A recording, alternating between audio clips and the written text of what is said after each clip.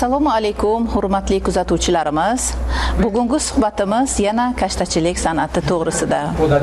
Ma'lumki, O'zbekistonda kashtachilik maktablari bisyor. Shulardan biri Buxorodagi G'ijduvon kashtachilik maktabi hisoblanadi. Bugungi suhbatdoshimiz G'ijduvon kashtachilik maktabini davomchisi, mohir kashtado'z hunarmand Mavluda opa Narzullayeva bo'ladilar. Mavluda opa, bu hunar turiga qiziqish qachondan boshlab sizda paydo bo'lgan, qayerdan o'rgangansiz? Bu sizga meros qolganmi? Masalan, buvlaringizdan, onalaringizdan yoki o'zingiz qiziqib bir kashtado'zga shogird tushib o'rganganmisiz? Mashlar to'g'risida hozir bizga bir qisqacha ma'lumot bersangiz. Biz asli hunarmand oilasida katta bo'lganmiz. Hunarmand oilasida katta bo'lganimiz uchun mana otam mashhur kulol Ibodullo Narzullayev G'ijduvon kulollarining 5-avlodi bo'lganlar. O'sha uchun biz kashtachilikni onamdan o'rganganmiz. Oilada 11 farzand hammamiz oliy ma'lumotli bo'lsak ham hunarmandchilik bilan shug'ullanamiz hozirgi kunda. Mustaqillikdan keyin mana 96-yilda biz ish boshlagan bo'lsak, 30 yil bo'libdi hunarmandchilikni boshlaganimizga, o'sha kashtachilikni boshlaganimizga. Lekin hunarmandchilik, kulolchilik bo'yicha ukam hamda akam ular 6-avlod hisoblanadilar. Kashta tikishni biz 30 yil oldin boshlagan bo'lsak, unda biz iplar bilan ishlaymiz. Hamda kashtachilikning asosiy qo'lda to'qiladigan bo'z hamda adresdan foydalaniladi.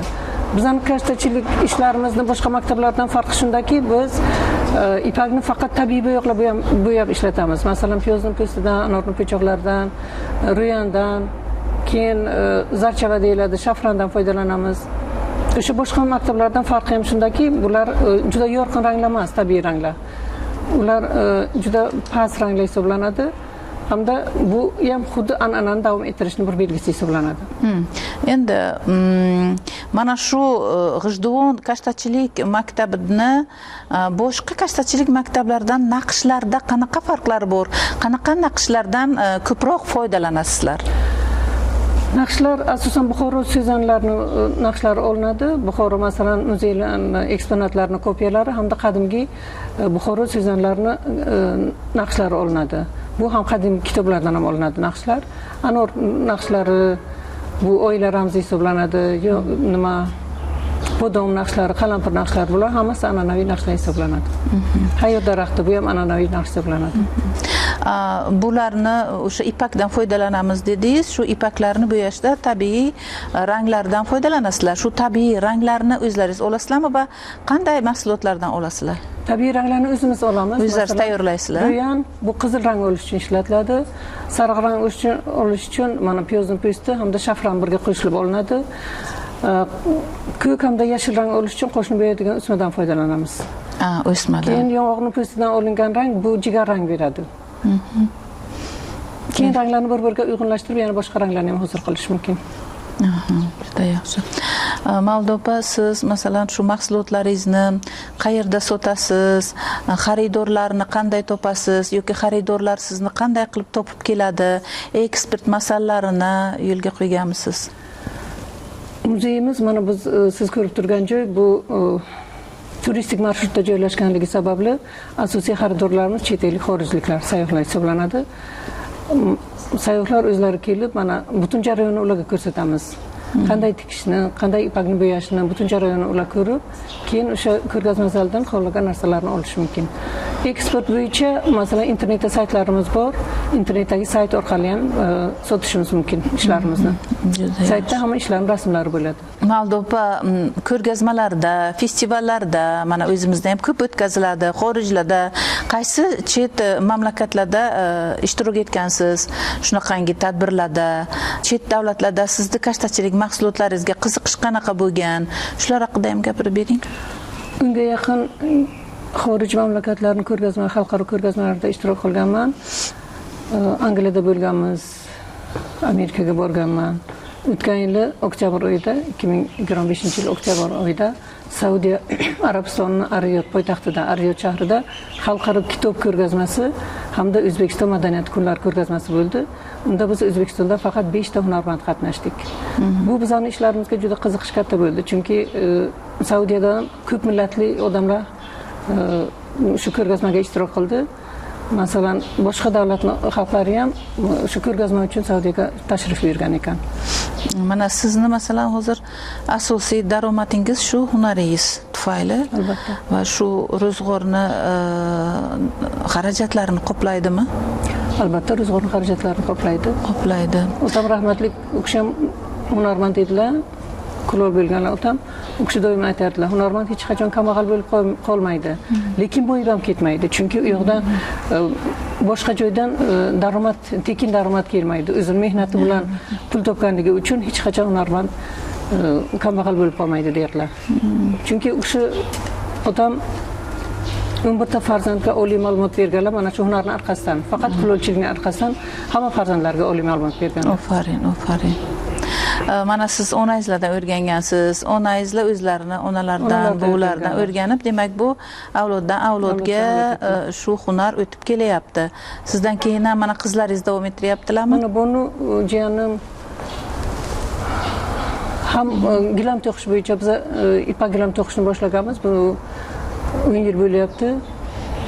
Buni o'sha ayollar bilan ipak gilam to'qishni boshlagan. Hozirgi kunda biz bilan 10 ga yaqin ayollar ipak gilam to'qish bilan mashg'ul. Juda ham buni yaxshi. ipakni o'zi tabiiy bo'yoqlar bilan bo'yab beradi. Ham o'sha ularni ustozlari hisoblanadi. Biz bilan ishlaydigan ayollar. Juda ham yaxshi Buni ham ingliz tilida o'zi butun jarayonni mana kelgan sayyohlarga ingliz tilida butun jarayonni tushuntirib beradi. Ha, mana o'zingiz Mavluda hozir biz guvohi bo'ldik. Fransiyadan mehmonlar keldi, fransuz tilida ravon gapirib, ularga tushuntirib berdingiz.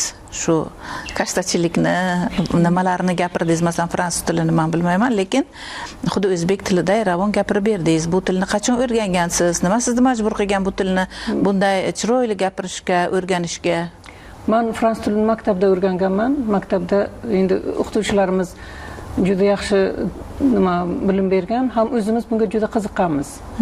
O'sha uchun men hozirgi kunda fransuz sayyohlar bilan o'zim fransuz tilida to'liq ravon gaplashaman. Texnika rivojlanib ketgan, internetlar rivojlanib ketgan va massiviy mana shu mashinada ham kashta mahsulotlar ishlab chiqarilyapti-da.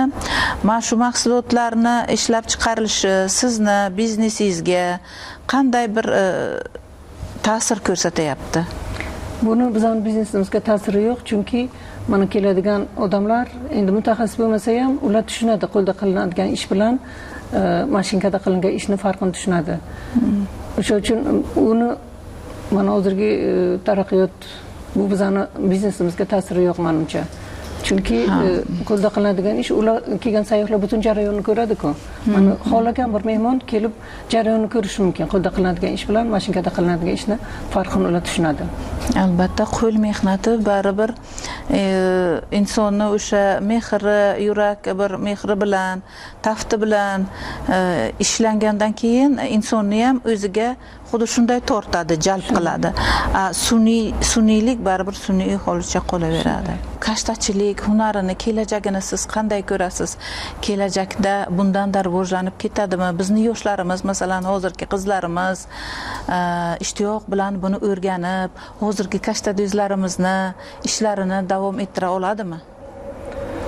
Menimcha endi bizning o'ylamiz farzandlarimiz buni davom ettiradi degan umiddaman, chunki bola oiladagi farzandlar buni yoshligidan ko'rib katta bo'lyapti shu narsani. Mana butun jarayonni ular ko'radi, mana ipakni ranglaymiz, ular bu jarayonni ko'radi, yoki tikamiz. Mana kichkina qizlar, mana Abdulla nabiralari, ular o'zlari ham o'quvchi qizlar, 4-5 sinf o'qiydigan qizlarimiz ham ular mana bigizda tikishni o'rgangan. Menimcha bunga endi ehtiyoj bo'ladi. Ehtiyoj bo'ladi. Ilohim, biz ham shuni tarafdorimiz. Aytingchi, sizni ishlab chiqarayotgan mahsulotlaringiz mana o'zimizning milliy an'ana, urf-odatlarimiz, qadriyatlarimizni saqlab qolishda yoki bizni mana shu milliy tadbirlarimizda qanday vazifalarni o'tadi, qanday bundan foydalanadi bizni xalqimiz? Oilasidami, bayramlardami? Endi hozirgi kunda o'zimizning mahalliy xalqimiz ham bu narsaga qiziqib qoldi. Oldin unchalik emas edi, hozir o'zimizning mahalliy aholi ham bunga qiziqqan, chunki qo'lda bajariladigan ishni ular qadrini yaxshi tushunadigan odamlarimiz bor. Endi haqiqatan ham mana shu oxirgi yillarda qo'l mehnatiga, tabiiylikka ehtiyoj ham sezilayapti. Ayollarimiz ham, xotin-qizlarimiz ham barcha narsani shu tabiiy mahsulotni sotib olishga harakat qilyaptilar. Chunki bu tabiiy bo'lsa, insonni sog'ligiga ham foydasi bor. Sun'iy bo'lsa, u albatta zarar keltiradi. Molda opa, katta rahmat bugungi suhbat uchun, biz uchun ajratilgan vaqt uchun sizga o'z minnatdorchiligimizni bildirib tashakkurlar aytamiz. Bundan keyingi ijodiy faoliyatingizga katta yutuqlar tilaymiz. Sizga kuch-quvvat tilaymiz, sog'lik, salomatlik va bu albatta siz bilan so'nggi uchrashuvimiz emas. Bundan keyin ham biz sizni ijodingiz bilan tanishib va o'zimizni muxlislarimizni ham tanishtirib boramiz. Rahmat. Shu bilan bugungi suhbatimiz o'z nihoyasiga yetdi. Azizlar, kelgusi yana suhbatlarimizda ko'rishguncha xayr, salomat bo'ling.